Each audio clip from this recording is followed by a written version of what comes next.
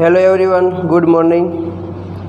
Last વિડીયોની અંદર આપણે 38 સુધીના MCQ છે એ સોલ્વ કરેલા. તો જે મેં છેલ્લો MCQ તમને શીખવાડેલો એ જે MCQ છે હવે એવા જ પ્રકારના અલગ અલગ MCQ છે એ આપણે આજે ગણવાના છે. જો ફેર એટલો હશે, રીત બધામાં સરખી, બરાબર, પણ ફક્ત આપણે શ્રેણીઓ છે કે લાઇમન છે, બામર છે, પાસવન છે, બ્રેકેટ છે કે ફૂન છે, તો એ શ્રેણીઓના નામ બદલાશે. મેં કીધું એમ કે આ દાખલાની અંદર રકમની અંદર તમને એક પણ આંકડો આપેલો નથી, જે આપણે જાતે નક્કી કરવાનો છે. એની ફક્ત બે જ સૂત્રો છે કે ફોટોનની ઉર્જા E બરાબર hc/λ, અને જો એની આવૃત્તિ હોય ત્યારે E બરાબર h𝜇. આ બે સૂત્રનો ઉપયોગ કરી અને આ બધી કિંમતો છે એ મેળવવાની છે. જે આપણે આગળ આલેખ હતા એ આલેખની અંદર જે છે એ આપણે શીખી ગયા છીએ. એટલે આપણે 39 નંબરનો પ્રશ્ન છે ત્યાંથી શરૂઆત કરીએ. તો પ્રશ્ન આવો આપેલો છે કે પાસવન શ્રેણીમાં ઉત્સર્જિત ન્યૂનતમ તરંગ લંબાઈનું મૂલ્ય કેટલું થાય? તો જો શ્રેણી આપણને કઈ કીધી? પાસવન શ્રેણી. તો એ આપણને ખબર હોવી જોઈએ કે પાસવન શ્રેણી છે એની શરૂઆત ક્યાંથી થાય. હજી આપણને શ્રેણી પ્રમાણે નંબર ના ખબર હોય કે લાઇમન તો કે n બરાબર 1 છે, બામર તો n બરાબર 2, પાસવન તો n બરાબર 3, બ્રેકેટ તો n બરાબર 4 અને ફૂન તો n બરાબર 5 અને બાકી આગળ ઇન્ફિનિટિવ. આપણે આટલી શ્રેણીઓ છે એની અંદર ભણવાનું છે, તો ખાસ એ ખબર હોવી જોઈએ. તો રકમની અંદર આપણને પાસવન શ્રેણી છે એની ન્યૂનતમ તરંગ લંબાઈ છે એ માગેલી છે. તો જો પહેલાં વાત કરીએ તો n બરાબર 1 એટલે એ લાઇમન શ્રેણી, n બરાબર 2 એટલે બામર શ્રેણી અને n બરાબર 3 એટલે પાસવન શ્રેણી. તો જો આપણે પાસવન શ્રેણીની ન્યૂનતમ તરંગ લંબાઈ છે એની વાત કરવાની છે. તો તરંગ લંબાઈ કેવી કીધી આપણને? ન્યૂનતમ. ચાલો સૂત્ર શું છે? તો કે તરંગ લંબાઈની વાત છે એટલે E બરાબર hc/λ. તરંગ લંબાઈ હાલ આપણને શું કીધી છે? તો કે ન્યૂનતમ મતલબ ઓછી. તરંગ લંબાઈ કેવી કીધી? ઓછી. તો જો ઉર્જા છે અને તરંગ લંબાઈ આ બંને વચ્ચેનો સંબંધ કેવો? વ્યસ્ત પ્રમાણમાં. મતલબ ઉર્જા કેવી થાય? વધુ. તો જો આના ઉપરથી આપણે શું લખી શકાય? તો કે તરંગ લંબાઈ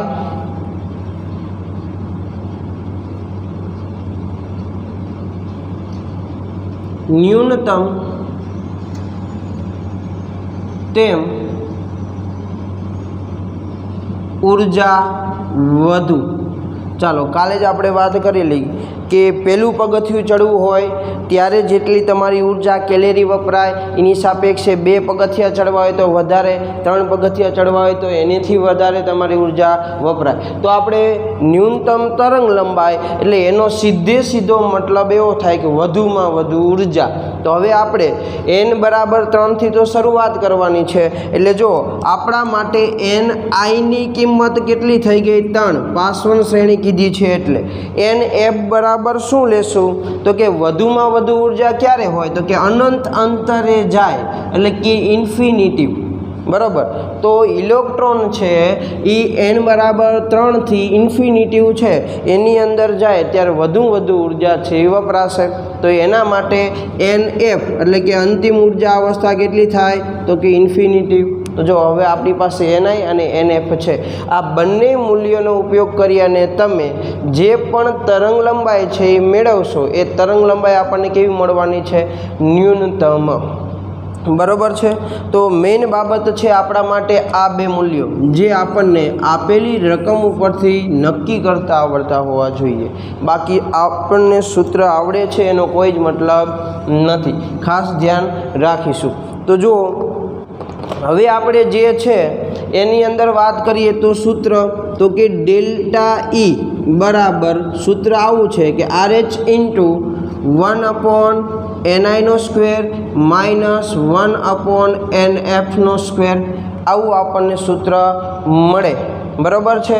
તો જો કે આની અંદર મારે ડેલ્ટા E છે જરૂર કેની છે અત્યારે માગ્યું છે શું તો કે તરંગ લંબાઈને કેવી છે ન્યૂનતમ એટલે મિનિમમ કેટલી થાય લેમડા મિનિમમ છે આપણી પાસે માગ્યો છે તો હવે લેમડા મિનિમમ છે એ મેળવવો હોય તો હવે આપણે શું કરશું તો જો અહીંયા ડેલ્ટા ઈની જગ્યાએ શું લખી શકીએ તો કે HC અપોન લેમડા બરાબર અહીંયા શું થઈ ગયું RH અહીંયા 1/ni² માઇનસ 1/nf².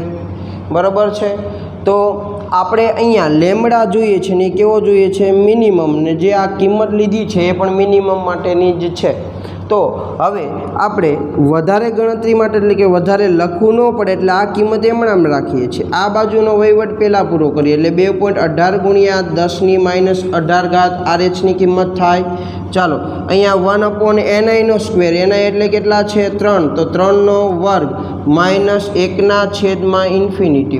થાય આવું બરાબર છે ચાલો તો હવે જુઓ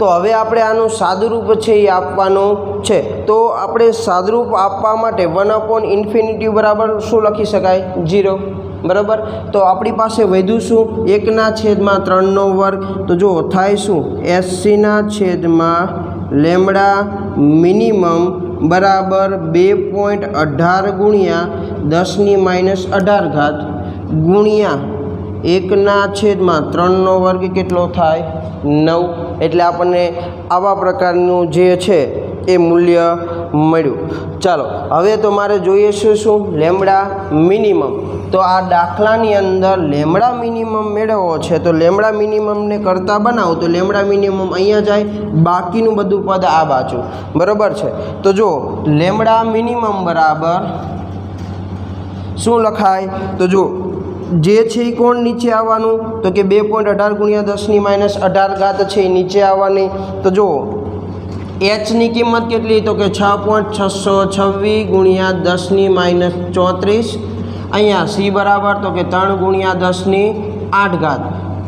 છેદમાં શું આવશે તો કે 2.18 ગુણ્યા 10⁻18 ચાલો 1/9 હતા એ બરાબરની આ બાજુ જશે એટલે અહીંયા શું આવશે ગુણ્યા 9 ચાલો આનું આપણે સાદુરૂપ છે એ આપવાનું છે એટલે તમે ભાગાકાર ગુણાકાર જે છે એ આપણે કરશું એટલે આપણને મળશે કેટલું તો કે 82.065 કેટલું મળે છે 82.065 ચાલો ઘાતની વાત કરીએ તો જો 18 છે ઉપર જાય એટલે +18 ની અંદર આપણે કેટલા ઉમેરવાના છે 8 એટલે કેટલા થશે તો કે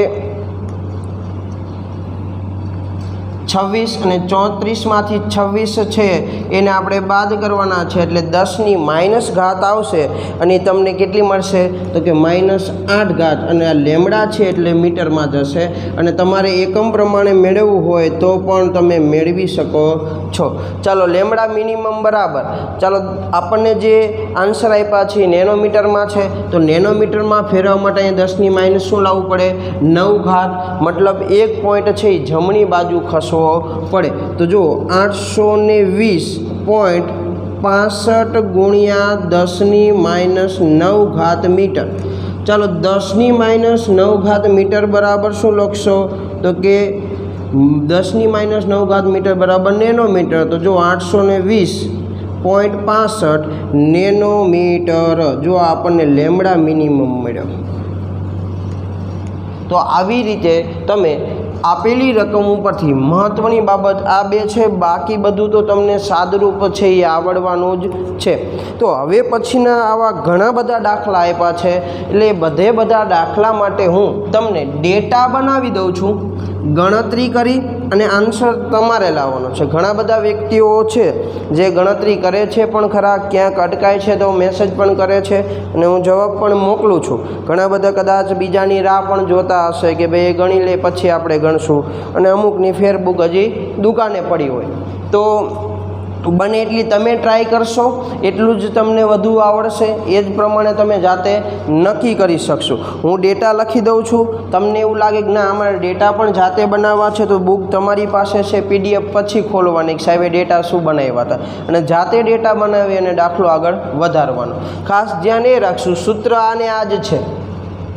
જો તમારી પાસે આવૃત્તિની વાત કરી હોય તો અહીંયા hc/λની જગ્યાએ hμ આવી જાય. તરંગ લંબાઈ માગી હોય તો hc/λ. મહત્ત્વની બાબત ખાસ આ બે મૂલ્યો મેળવવાની છે અને એ આવડી જાય તો આખો દાખલો ઇઝી જ છે. એટલે આપણે 40 નંબરનો પ્રશ્ન છે એના માટે ડેટા છે એ બનાવીએ. હું તમને ડેટા અને સૂત્ર બંને બનાવીને આપું છું, એટલે તમારે ખાલી કિંમત મૂકીને કેલ્સીનો ઉપયોગ કરીને ગણતરી કરવાની છે. પણ ખાસ ધ્યાન રાખજો, કિંમત મૂકવામાં ભૂલ ન કરતા, બરાબર છે. મેં જોયું છે અમુકમાં 2.18 × 10⁻18 ઘાત છે તો અહીંયા પછી 10⁻8 લેશો તો જવાબ મેચ આવશે નહીં. એટલે ખાસ ધ્યાન રાખીશું કે જે અચળ મૂલ્યો છે જે ક્યારેય બદલાતા નથી એમાં આપણે ભૂલ નહીં કરીએ. ખાસ કરી એવોગાડ્રો આંકનું મૂલ્ય અને આપણે એચનું પ્લાન્ક અચળાંકનું મૂલ્ય મૂકીએ છીએ એમાં ભૂલ ના પડે. 10ની જે ઘાત આવે છે -34 ક્યારે મૂકવાની અને 23 ઘાત ક્યારે મૂકવાની, બરાબર છે. ચાલો તો 40 નંબરનો પ્રશ્ન આવો કંઈક આપેલો છે. લાયમન શ્રેણીમાં ઉત્સર્જિત ન્યૂનતમ આવૃત્તિનું મૂલ્ય કેટલું થાય? ચાલો લાયમન શ્રેણીની શરૂઆત ક્યાંથી થાય તો કે n = 1 થી. ચાલો લખી દઈએ કે n = 1 એટલે અહીંયા શું આવશે? લાયમન. ચલો n = 2 એટલે શું આવી જાય તો કે બામર. n = 3 આવે તો પાસ્ટન, બરાબર છે. જરૂર પડશે તો આપણે ઇન્ફિનિટિવ તરફ આગળ વધશું. વધીને લાયમન કીધું છે તો કે જો તમારી પાસે આટલી મગજ ચાલવું જોઈએ.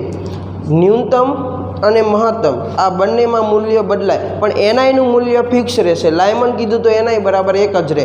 એ મહત્તમ આવૃત્તિ કીધી હોય તો ભલે, ન્યૂનતમ આવૃત્તિ કીધી હોય તો ભલે, મહત્તમ તરંગ લંબાઈ કીધી હોય તો ભલે અને ન્યૂનતમ તરંગ લંબાઈ કીધી હોય તો ભલે, બંને માટે આ મૂલ્ય કેવા રહેવાના? સમાન રહેવાના છે. એનઆઈના મૂલ્યો બદલાશે ખાલી કોણ? એનએફના મૂલ્ય. એટલે ખાસ આપણે એમાં ધ્યાન વધારે રાખવાનું છે અને એ સિલેક્ટ કરવામાં ભૂલ નહીં કરીએ. બે જ મૂલ્યો થશે, કાં એની ઉપરનું અને કાં ઇન્ફિનિટિવ.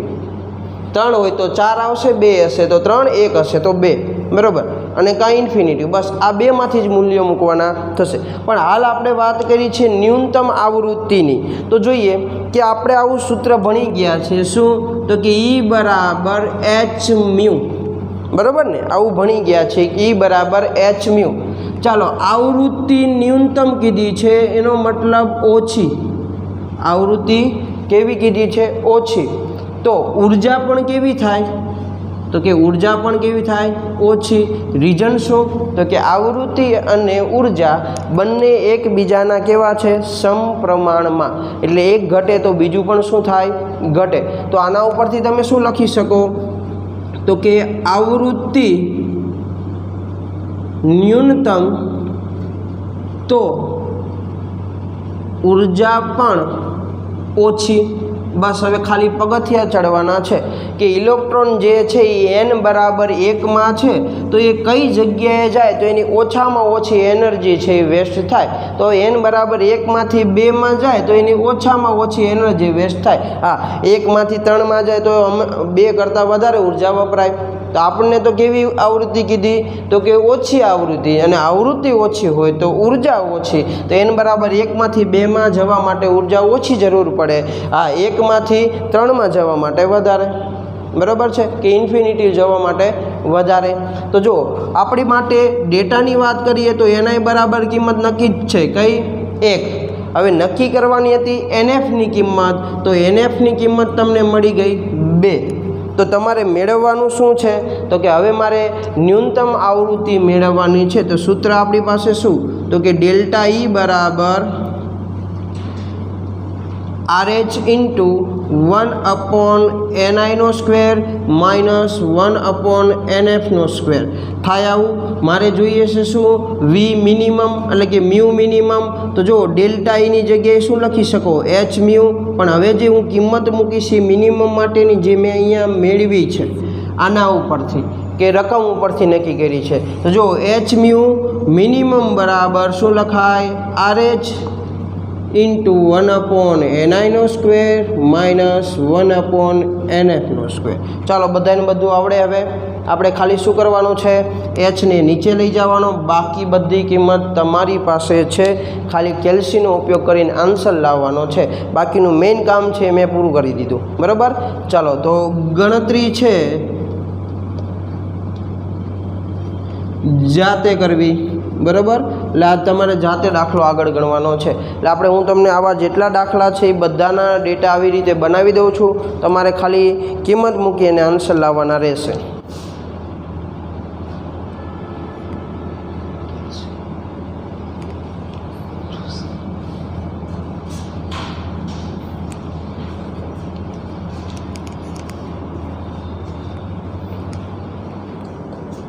ચાલો તો આગળના દાખલા છે આપણે બોર્ડ નંબર 2ની અંદર જોઈએ, બરાબર।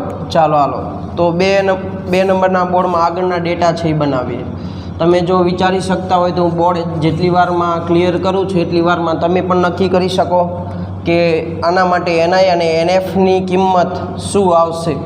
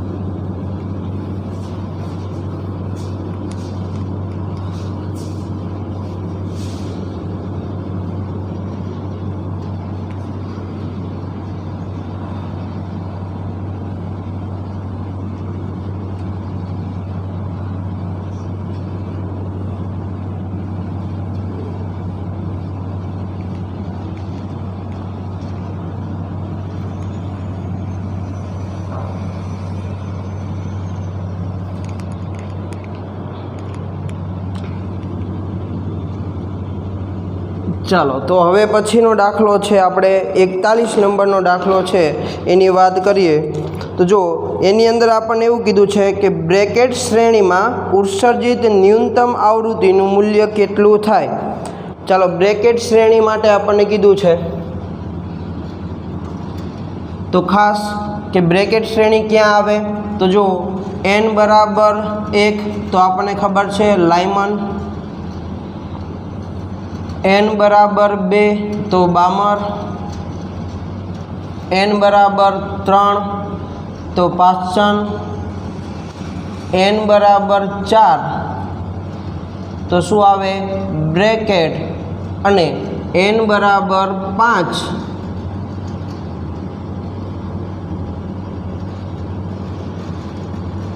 તો ખુંડ શ્રેણી, બરાબર। આટલી બાબત છે આપણને ખબર છે। ખાસ બ્રેકેટ શ્રેણી છે એની વાત કરી છે અને એની કેવી કીધી છે, ન્યૂનતમ આવૃત્તિ। તો જો જે સૂત્ર ત્યાં હતું એ જ કે આવૃત્તિ અને ઉર્જા બંને એકબીજાના કેવા સમપ્રમાણની અંદર। તો જો આવૃત્તિ કેવી કીધી ન્યૂનતમ એટલે કે ઓછી, તો ઉર્જા પણ કેવી થાય ઓછી। એનો મતલબ વાત છે બ્રેકેટ શ્રેણીની, તો ત્યાંથી તમે ઉપર જાઓ ત્યારે એટલે કે n બરાબર 4 છે એટલે તમારા માટે એનઆઈની કિંમત છે એ કેટલી મળી 4। NF બરાબર શું, તો કે તમારી ઓછામાં ઓછી એટલે કે એનાથી એક સ્ટેપ આગળ તમે જાઓ તો એ ઓછામાં ઓછી ઉર્જા વપરાય, એનાથી વધારે સ્ટેપ આગળ જાઓ તો ઉર્જા વધુ વપરાય। તો 4માં છો ત્યાંથી 5માં જાઓ તો ઓછામાં ઓછી ઉર્જા વપરાય, હા એનાથી આગળ જશો તો ઉર્જામાં વધારો થાય, મતલબ NF બરાબર કેટલા થઈ ગયા 5। તો જો આપણે NI અને NF આ બંનેની કિંમત છે એ મેળવી લીધી। તો આગળ જે સૂત્ર બનાવ્યું હતું એ જ કે ડેલ્ટા E બરાબર અહીંયા હતું RH into 1/ni² minus 1/nf²। આપણે જોઈએ છે શું, તો કે ન્યૂનતમ આવૃત્તિ મતલબ અહીંયા H પણ કેવો મિનિમમ બરાબર શું લખાય RH into 1/ni²। ni² minus 1/nf². તમારી પાસે બધી કિંમત છે જ. હવે તો ગણતરી જાતે.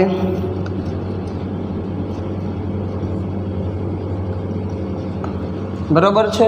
તો એવી જ રીતે આપણે 42 નંબરનો પ્રશ્ન છે એની વાત કરીએ તો જો એ પણ લગભગ આવા પ્રકારનો જ પ્રશ્ન છે. તો એની અંદર આપણને એવું કીધું છે કે ફૂંડ શ્રેણીમાં ઉત્સર્જિત ન્યૂનતમ આવૃત્તિનું મૂલ્ય કેટલું થાય. તો જો 42 નંબરના પ્રશ્નની અંદર આપણને ફૂંડ શ્રેણી માટેની વાત કરી છે. તો ફૂંડ શ્રેણી ક્યાં આવે? n બરાબર 5માં. બરાબર છે.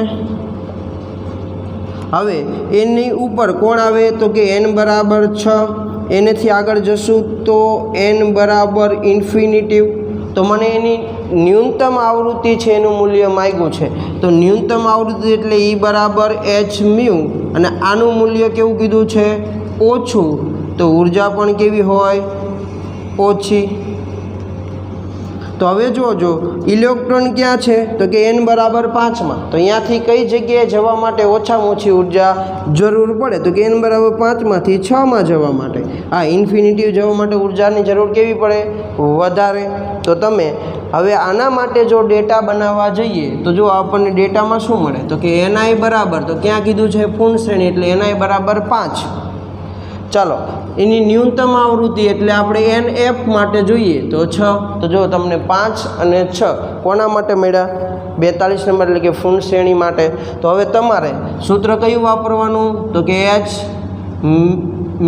મિનિમમ બરાબર RH into 1/ni² minus 1/nf². તો આની અંદર તમે બધી કિંમત મૂકશો, h છે એને નીચે લઈ જશો એટલે તમને આન્સર મળી જશે. એટલે અહીંયાથી ગણતરી જાતે. બરાબર, બધા એક રીતના જ છે. મેઇન આપણા માટે આ બે બાબતો નક્કી કરવાની છે જેમાં ભૂલ ના પડવી જોઈએ. ભૂલ પડે તો આન્સર ના આવે ને એ બધી બાબત છે એ હું તમને લખાવતો જાઉં છું. તો હવે આપણે પહોંચ્યા છીએ 43 નંબરનો પ્રશ્ન, જે પણ એના જેવો છે એટલે હું એને પણ ડેટા તમને લખાવી દઉં છું અહીંયા. ચાલો 43 નંબરનો પ્રશ્ન છે એની વાત કરીએ તો લાયમન શ્રેણીમાં ઉત્સર્જિત મહત્તમ આવૃત્તિનું મૂલ્ય. જો હવે શબ્દ સાંભળજો, મહત્તમ આવૃત્તિ કીધું છે. અત્યાર સુધી આપણે શું ગોતતા હતા? ન્યૂનતમ આવૃત્તિ. વાત છે લાયમન શ્રેણીની. તો લાયમન શ્રેણી એટલે n બરાબર 1, જેને આપણે શું કહીએ છીએ? લાયમન. ચાલો n બરાબર 2 એટલે આ શું થાય? બામર. અને જરૂર પડશે તો n બરાબર ઇન્ફિનિટિવ. બરાબર છે. તો આપણને એવું કીધું કે લાયમન શ્રેણીની મહત્તમ આવૃત્તિ. તો એના માટે શું થાય? તો કે E બરાબર h𝜇 છે. તો અહીંયા આવૃત્તિ કેવી છે? મહત્તમ એટલે કે વધુ. તો ઉર્જા પણ કેવી થાય? વધુ. એટલે જો અહીંયા લખી શકીએ કે મહત્તમ આવૃત્તિ તો ઉર્જા પણ મહત્તમ મળે.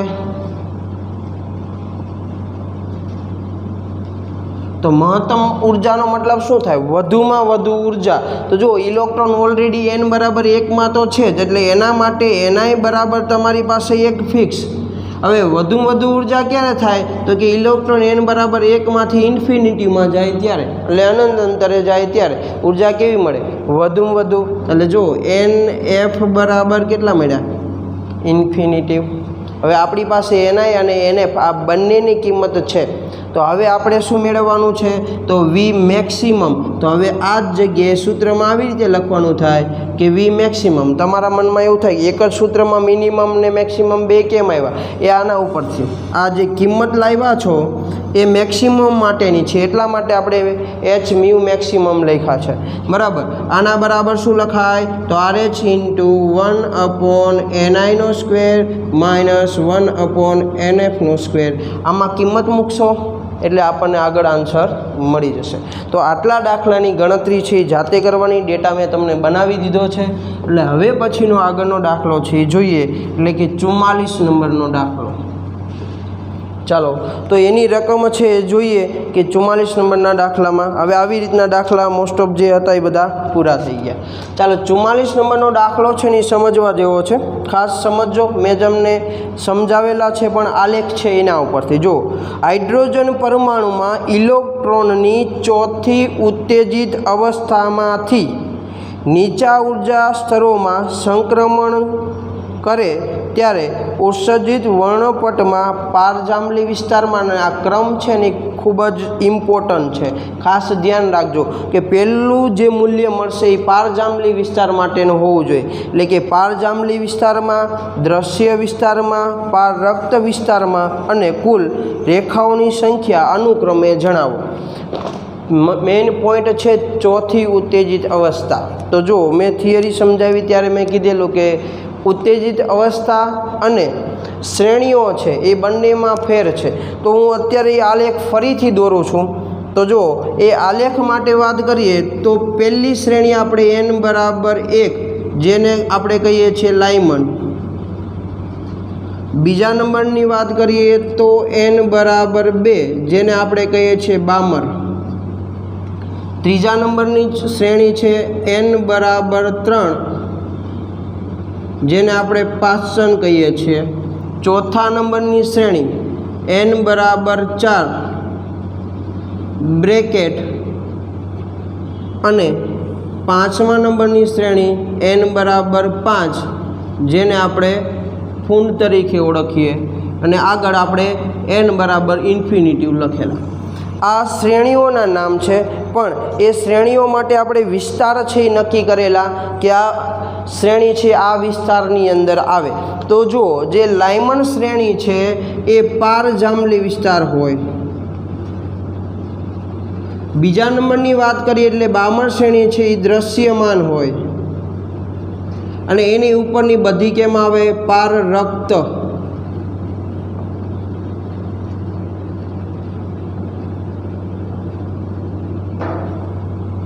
તો જો પહેલી વસ્તુ નામ તો તમને આવડતા હોવા જોઈએ પણ એની જોડે જોડે એ શ્રેણીઓ કયા વિસ્તારમાં આવે છે ને એ તમને ખબર હોવી જોઈએ. મેઇન આપણો પોઈન્ટ અહીંયા છે કે આપણે બધા શું કરશું, આપણને એવું કીધું ચોથી ઉત્તેજિત અવસ્થા એટલે આપણે n બરાબર 4 જ્યાં છે ત્યાંથી આપણે નીચે રેખાઓ દોરવાની શરૂઆત કરશું. પણ મેં તમને કીધેલું છે કે ઉત્તેજિત અવસ્થા એને કહેવાય કે n બરાબર 1માં રહેલો ઇલેક્ટ્રોન n બરાબર 2માં જાય ને તો n બરાબર 2 છે ને એને ઉત્તેજિત અવસ્થા કહેવાય. તો જો એના માટે હું તમને મેં લખાવેલું છે અને અત્યારે બીજી વાર પણ લખું છું કે ઇલેક્ટ્રોન n બરાબર 1માંથી 2માં જાય ને ત્યારે આને પ્રથમ ઉત્તેજિત અવસ્થા કહેવાય. અહીંયા n બરાબર 3 છે એને બીજી અથવા દ્વિતીય ઉત્તેજિત અવસ્થા. આની વાત કરીએ તો તૃતીયક ઉત્તેજિત અવસ્થા અને અહીંયા વાત કરીએ તો ચતુર્થક ઉત્તેજિત અવસ્થા છે એ કહેવાય. તો વાત છે આપણી ચતુર્થક ઉત્તેજિત અવસ્થા એટલે n બરાબર 4 નહીં, ચતુર્થક ઉત્તેજિત અવસ્થા કીધી એટલે n બરાબર 5માં ઇલેક્ટ્રોન હોય અને ખાસ ધ્યાન રાખવાનું છે ને કે આન્સર ખોટો આવશે. તો એનો મતલબ છે કે ઇલેક્ટ્રોન n બરાબર 5માં છે ને મેં તમને અમદાવાદ સુરેન્દ્રનગરવાળી આખી રીત સમજાવેલી કે અમદાવાદથી બસમાં સુરેન્દ્રનગર આવવા માટેની કેટલી જગ્યાએથી તમને બસ મળે એ પ્રમાણે. તો જો 5માંથી મારે ટૂંકમાં 1 સુધી પહોંચવા માટે મારી પાસે કેટલી કન્ડિશન? 5માંથી 1, 4માંથી 1, 3માંથી 1 અને 2માંથી 1. ટૂંકમાં 4 કન્ડિશનો મને મળે. એનો મતલબ રેખાની સંખ્યા જોવા જાઓ તો રેખા કેટલી મળી? લાઇમન માટે 4.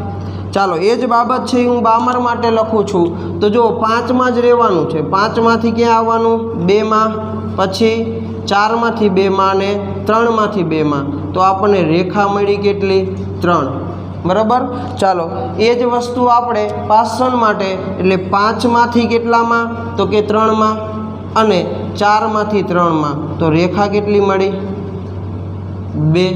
અને એ જ બાબત આપણે બ્રેકેટ માટે જોઈએ તો જો રેખાની સંખ્યા કેટલી મળવાની? 1. હવે પ્રશ્ન અહીંયા પૂરો નથી થતો. પ્રશ્ન એવો છે કે કુલ રેખાઓની સંખ્યા કેટલી છે? પહેલી બાબત એ. તો જો કુલ રેખા મેળવવી છે તો કે કુલ રેખા તો એટલે તમારે બધાનો સરવાળો કરવાનો. તો કે અહીંયા 4, આ 3, આ 2 અને આ 1. તો 4 ને 3 7 8 9 અને 10, તો જો કુલ રેખાઓ 10 મળી ગઈ. ઓપ્શનમાં આવા તમને 2 થી 3 ઓપ્શન આપેલા હશે કે જેમાં 10 રેખાઓની સંખ્યા હશે. પણ પહેલી બાબત છે કે પાર જાંબલી, એટલે જો 4 ઓપ્શનમાંથી પહેલો આપણો આંકડો છે ને પાર જાંબલી માટે હોવો જોઈએ. તો જો પાર જાંબલી વિસ્તારની વાત કરીએ તો એમાં આપણને કેટલી રેખાઓ મળી? 4, એટલે પાર જાંબલીમાં 4. બીજો આપણને પાસે શું માંગ્યું છે? દ્રશ્યમાન વિસ્તાર. તો જો દ્રશ્યમાન વિસ્તારની અંદર કેટલી રેખાઓ મળી? 3, એટલે કે દ્રશ્યમાન વિસ્તાર માટે આપણા માટે આન્સર રહેશે 3. હવે વાત કરી પારરક્ત. પારરક્ત એટલે ખાલી 2 નથી, જો પારરક્ત વિસ્તાર આ બંનેને કહેવાય. તો આ બંનેનો આપણે શું કરવો પડશે? સરવાળો કરીને મૂકવો પડશે. એટલે આપણને એ પણ મળી કેટલી? 3. અને છેલ્લે એવું પૂછ્યું હતું કુલ રેખાઓ કેટલી? તો આપણો આન્સર રહેશે 4, 3, 3 અને 10. એટલે જો આપણને ડી ઓપ્શન આપેલો છે આપણા મટીરિયલની અંદર, એ આપણો આન્સર રહેશે. બરાબર છે? એટલે ખાસ એ સમજવાનું તો ઉત્તેજિત અવસ્થા કીધી છે, ત્યાં 4 લઈ અને કરશો તો બધા જ આન્સર કેવા આવવાના? ખોટા આવવાના છે.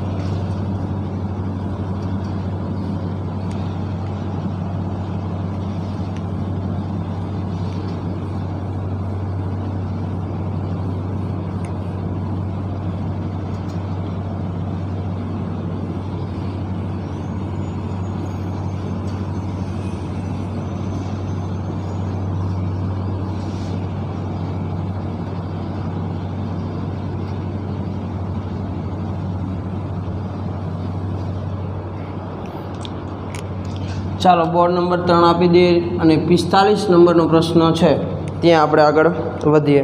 તો જો એની રકમ શું આપેલી છે જોઈએ.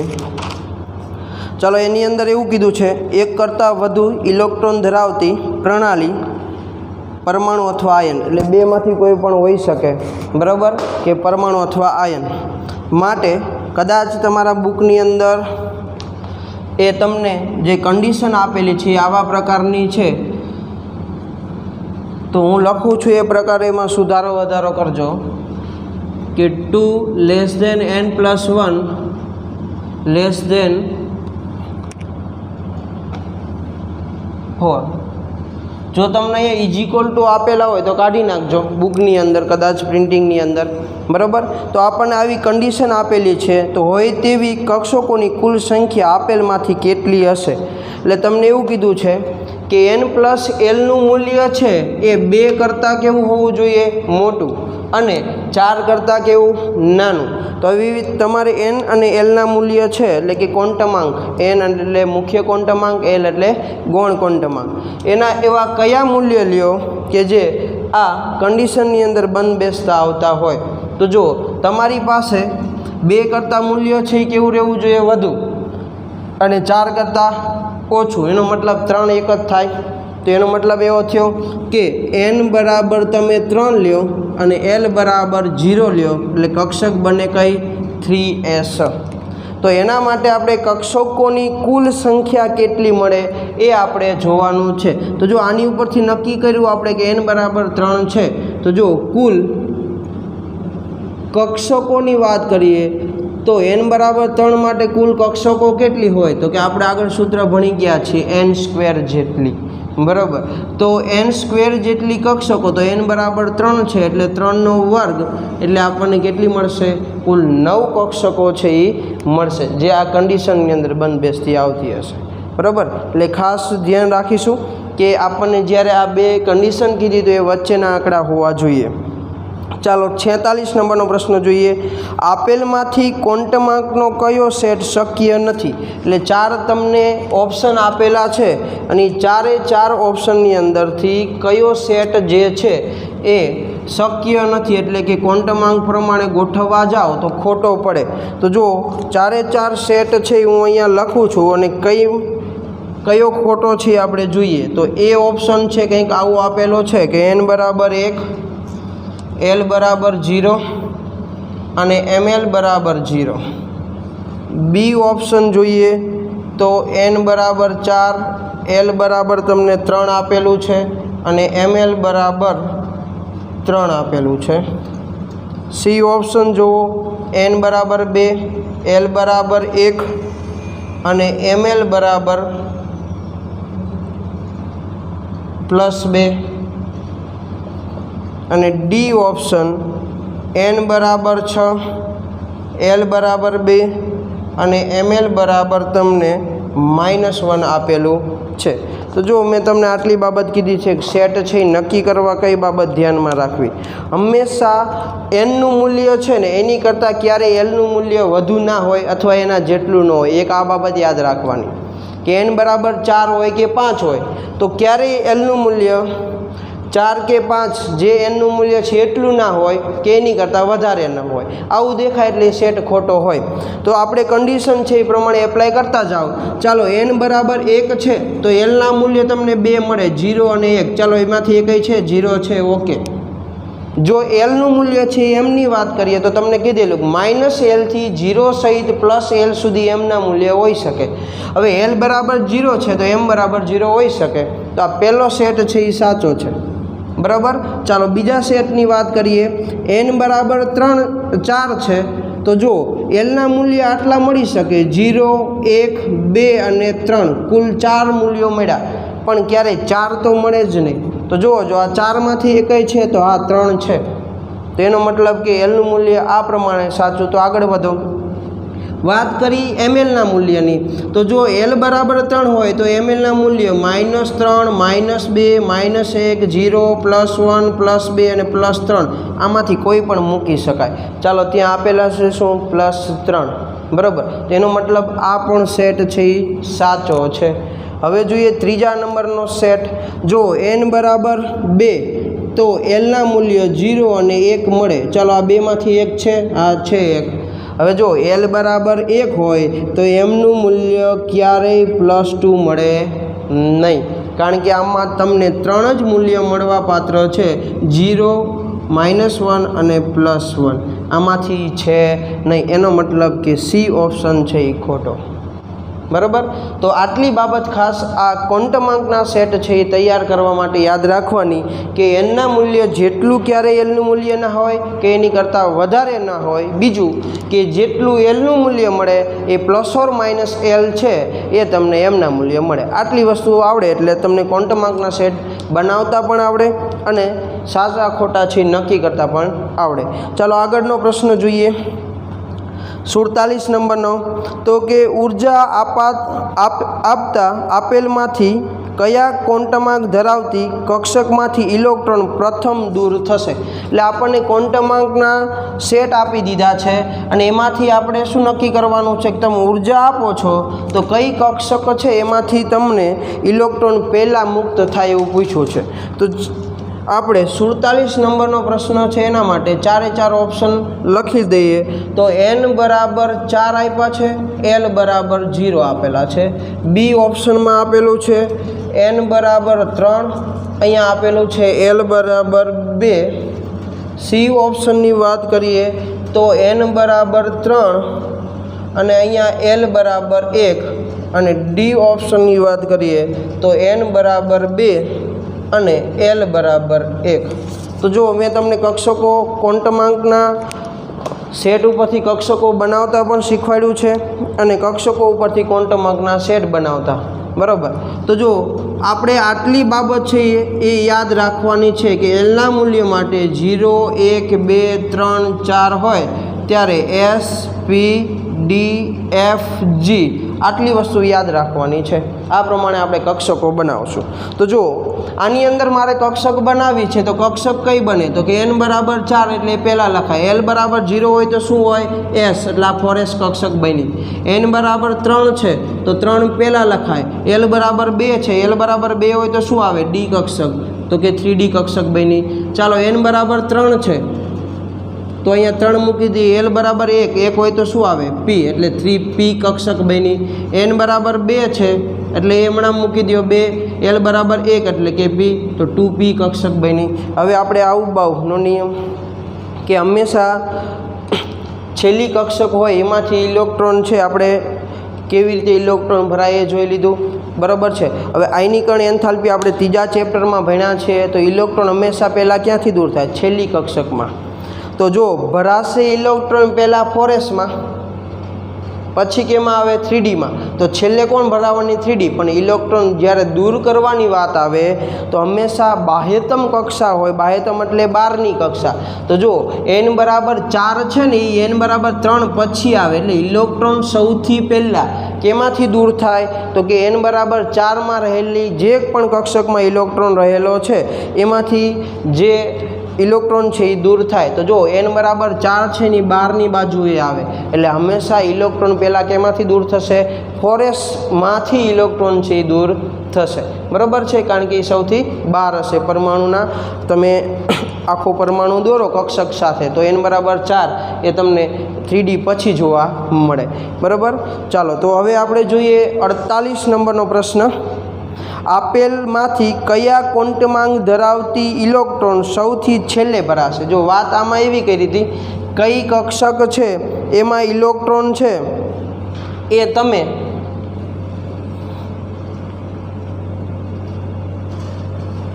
પહેલાં દૂર થશે અને આમાં કેમાં ઇલેક્ટ્રોન સૌથી છેલ્લે ભરાશે। તો જો હવે હું છે એ 4 ઓપ્શન લખતો નથી પણ તમારી જોડે બુક હશે ને બુક લઈને બેઠા હશો તો તમને ખબર છે કે n બરાબર પહેલો એ ઓપ્શન આપેલો છે કે n બરાબર 4 અને l બરાબર 0। જો આપણે જરૂર પણ આ જ છે n બરાબર 4 અને l બરાબર 0। તો જો આના માટે હું કક્ષક બનાવવા જાઉં તો કઈ બને તો કે 4 અને 0 છે એટલે 4s। ચાલો b માટે જોઈએ તો શું આપેલું છે n બરાબર 3 અને l બરાબર શું આપેલું છે 2। તો જો અહીંયા કક્ષક બનાવવા જાઓ તો એલની કિંમત 2 હોય એટલે શું આવે d એટલે 3d કક્ષક।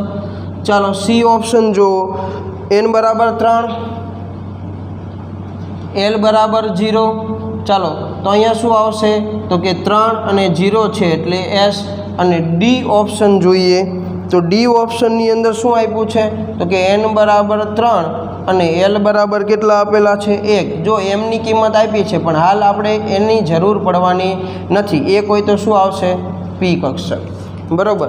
તો આપણને જો બધી કક્ષકો મળી ગઈ છે ને હવે આવું બાઉના નિયમ પ્રમાણે કે સૌથી પહેલાં કઈ કક્ષક ભરાય તો કે ઓછી ઉર્જાવાળી। તો જો સૌથી પહેલાં 3s કક્ષક ભરાય, પછી કોનો વારો આવે 3p કક્ષકનો એટલે ઉર્જા સૌથી ઓછી કોની 3sની, પછી 3p। હવે જો 3p પછી 3d ના આવે, પહેલાં કોણ આવે 4s કક્ષક આવે અને પછી કોણ આવે 3d કક્ષક આવે। તો ઇલેક્ટ્રોન ભરવાની વાત હોય ત્યારે ઇલેક્ટ્રોન સૌથી છેલ્લા કેમાં ભરાશે 3d કક્ષકની અંદર। દૂર કરવાની વાત આવે તો 4sમાંથી, ભરવાની વાત આવે તો 3d કક્ષક, બરાબર।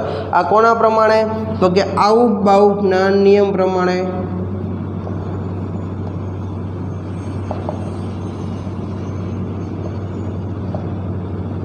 તો આપણો આન્સર કયો રહેશે તો કે 3d કક્ષક સૌથી છેલ્લે ભરાશે એટલે આપણો આન્સર બી આન્સર છે એ રહેશે, બરાબર। તો હવે આપણે 49 નંબરના પ્રશ્ન છે ત્યાં પહોંચ્યા છીએ।